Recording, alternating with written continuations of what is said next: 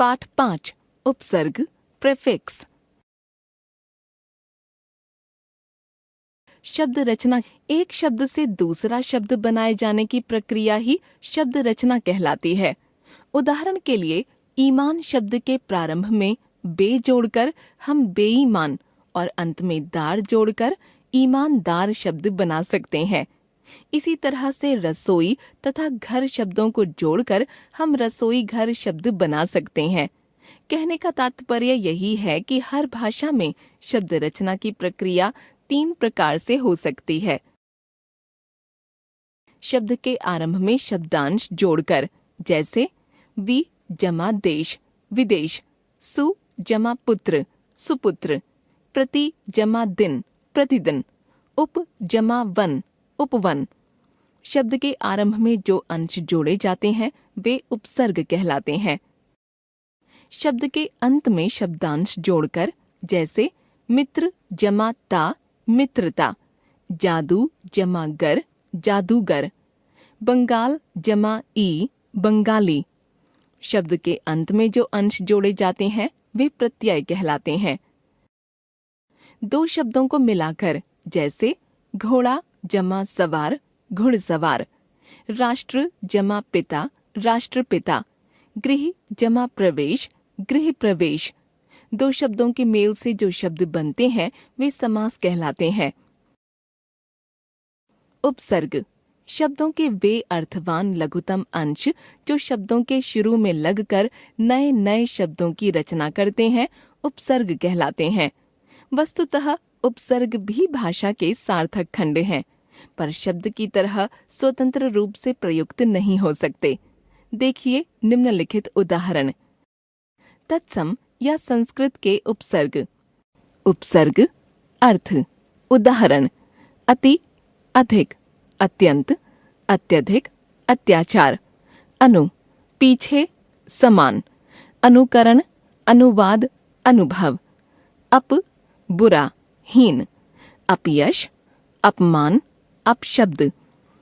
आ तक समेत, आजीवन आजन्म आमरण। उप निकट छोटा, उपवन उपस्थित उपदेश उपग्रह। दुस या दुर कठिन बुरा, दुस्साहस दुष्कर दुर्भाग्य दुर्लभ। प्र अधिक प्रयत्न प्रबल प्रलय प्रसिद्ध। प्रति विरुद्ध सामने, प्रत्येक प्रतिदिन प्रत्यक्ष। वि विशिष्ट भिन्न, वियोग विनाश विदेश विरोध। सम सम पूरी या अच्छी तरह से, संपूर्ण संयोग सम्मान संपत्ति। सु अच्छा, सुयोग सुपुत्र स्वागत।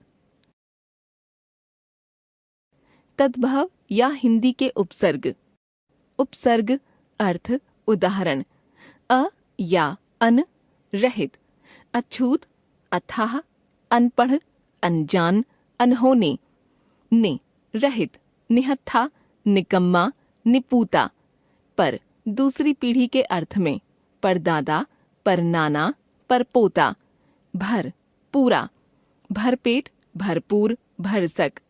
अध आधा, अधजला अधमरा अधपका।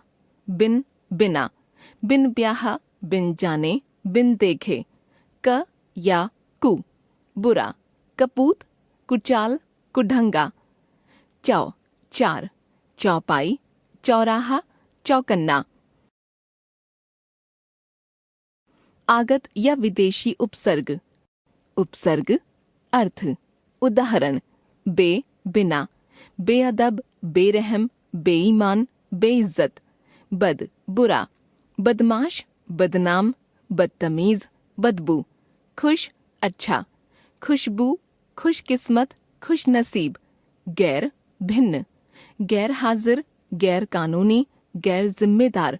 ना नहीं, नालायक नापसंद नासमझ नाबालिग। हम साथ समान, हमराही हमसफर हमदर्द हमशक्ल।